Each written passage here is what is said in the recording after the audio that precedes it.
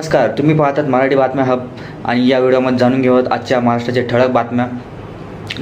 महाराष्ट्रातील जिल्हा परिषद निवडणुकीचे निकाल हळूहळू जाहीर होत आहे.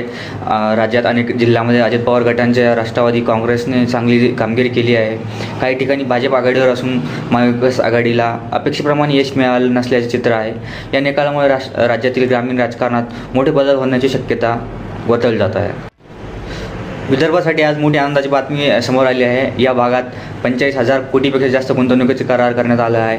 या गुंतवणुकीसाठी नवीन उद्योग सुरू होणार आहे. हजारो तरुणांना रोजगार मिळणार. विदर्भाचा आर्थिक विकास वेगाने होणार असं तज्ज्ञांचं मत आहे. मुख्यमंत्री देवेंद्र फडणवीस यांच्या उपस्थितीत राज्यात नवीन उत्पादन प्रकल्पाचे उद्घाटन करण्यात आले.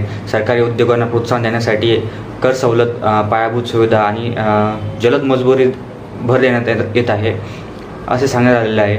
यामुळे महाराष्ट्रात औद्योगिक क्षेत्रात आणखी मजबूत होण्याची शक्यता आहे. महाराष्ट्रातील नागपूर विभागात फायलेरिया या आजाराचे सर्वाधिक रुग्ण आढळले आहे. राज्यातील सुमारे 75% रुग्ण नागपूर विभागात असल्याची माहिती समोर आली आहे. आरोग्य विभागाकडून विशेष तपासणी, औषध वाटप, जनजागृती मोहीम राबवली जात आहे. थोडक्यात बातम्या. राज्यात विविध जिल्ह्यामध्ये राजकीय हालचालींना वेग, रोजगार आणि गुंतवणुकीवर सरकारचा विशेष फोकस, नागरिकांना आरोग्याबाबत सतर्क राहण्याचे आवाहन. तर मित्रांनो, या होत्या आजच्या ठळक बातम्या. अशाच रोजच्या अपडेटसाठी चॅनलला सबस्क्राईब करा, इंस्टाग्रामवर फॉलो करा आणि व्हिडिओला जास्तीत जास्त लाईक आणि शेअर करा. थँक्यू.